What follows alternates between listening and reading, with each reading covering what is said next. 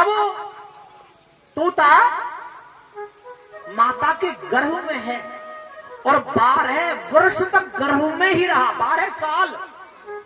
बोलो राधे राधे। 12 साल तक बाहर नहीं निकला। वेद व्यास जी प्रार्थना करने लगे, तुम्हारी माता को बहुत पीड़ा हो रही है, बाहर आ जाओ, तुम्हारी मां बहुत परेशान है इस उदर पीड़ा से। उन्होंने कहा कि मैं बाहर नहीं आऊंगा। मैं बाहर आया तो ये माया संसार की मुझे जकड़ लेगी। माया का अर्थ क्या है? माया क्या है? मां माने जो, या माने जो, मां माने नहीं।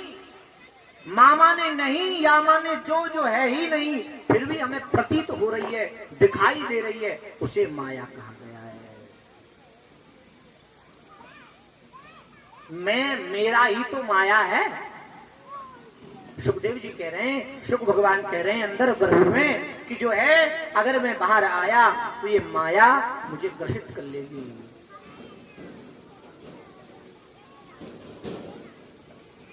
बहुत निवेदन किया, भगवान ने आकर के गर्भ में सुखदेव जी को आश्वासन दिया कि सुखदेव तुम जन्म लो, तुम्हें इस संसार की माया ग्रसित नहीं करेगी, ग्रसित नहीं कर पाएगी।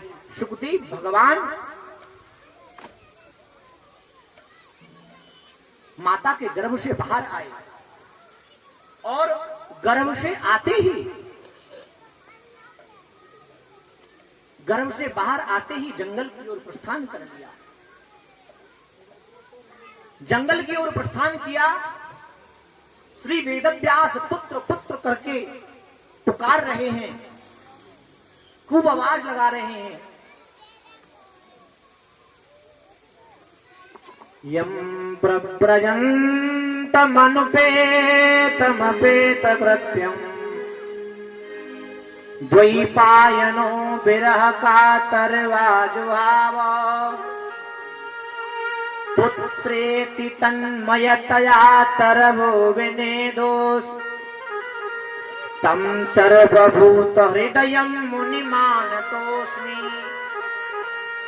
पुत्र पुत्र कह के आवाज लगा रहे हैं, अरे पुत्र रुक जाओ, अरे पुत्र रुक जाओ। लेकिन वो पुत्र रुकता नहीं है साहब। जंगल की ओर चले जा रहे हैं सुखदेव भगवान, नहीं रुक रहे। एक तालाब में स्त्रियां स्नान कर रही थी। उस 12 वर्ष का युवा बालक निकल के गया स्नान करने की, उनको लज्जा नहीं आई। पीछे वेद व्यास जी आए तो वो छुपने लगी। व्यास जी ने पूछा, बेटा तुम तो मेरी पुत्री समान हो, मुझसे तुम्हें लज्जा आ रही है? तो मेरा युवा जवान बालक गया, तुम्हें लज्जा नहीं आई? बोले नहीं, उससे लज्जा नहीं आई। क्यों? उससे क्यों नहीं आई?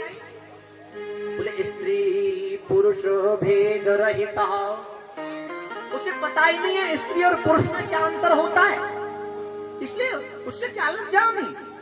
और उसने तो महाराज देखा भी नहीं। व्यास जी वापस आ गए। सुखदेव ने कंदरा में जाकर के अपना आसन जमा दिया। आसन जमाया और भगवान के ध्यान में निमग्न हो गए।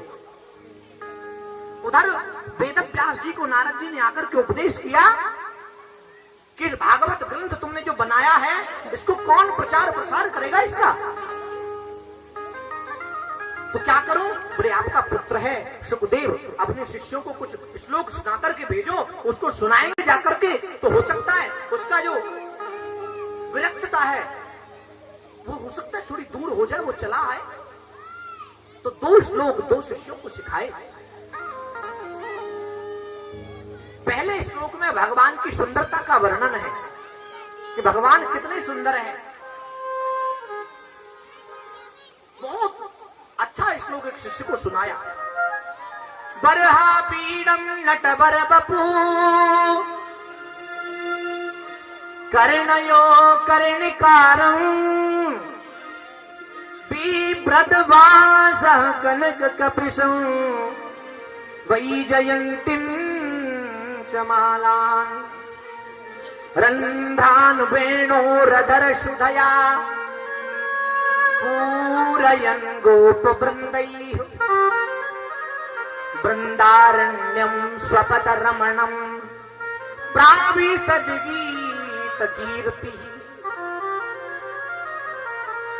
बहुत सुंदर वर्णन किया स्वरूप का। कानों में कुंडल, हाथों में बंसी, श्यामला स्वरूप, कंधे पर पीतांबर, मोर मुकुट पहने हुए भगवान बहुत सुंदर लग रहे हैं। सुखदेव ने जैसे ही श्लोक को सुना आंखें खुली और सोचा चलूं मिलूं, इतना सुंदर कौन है ये। लेकिन सोचा जो इतना सुंदर है वो मुझसे क्यों मिलेगा, अगर उसके पास जाऊं तो मुझसे मिलेगा ही नहीं, इतना सुंदर है। तो फिर ध्यान में बैठ गए। दूसरे शिष्य ने श्लोक गुनगुनाया, भगवान के स्वभाव का वर्णन, पहले सुंदरता का अब स्वभाव का वर्णन किया है दूसरे श्लोक में। अहो बदीयं स्तनकालकूटम् जिघांसयापा यदप्याप्य साध्वी लेभे गतिं धातृचितां ततोऽयं कं वा दयालुं शरणं व्रजेम। वो इतने दयालु भी हैं कि उनकी शरण में जो जाता है उसे सहज स्वीकार कर लेते हैं, चाहे वो कोई क्यों ना हो, कितना पापी हो, कितना दुष्ट हो। सनमुख हो जीव मोय जबहि जन्म कोटि अघनाशय तबहि। रामचरितमानस में भगवान ने कहा सन्मुख हो ये जीव मोय जबहि जन्म कोटि अघनाशय तबहि। कितना पापी क्यों ना हो, मेरे सामने आती सब विध्वंस हो जाते हैं उसके पाप।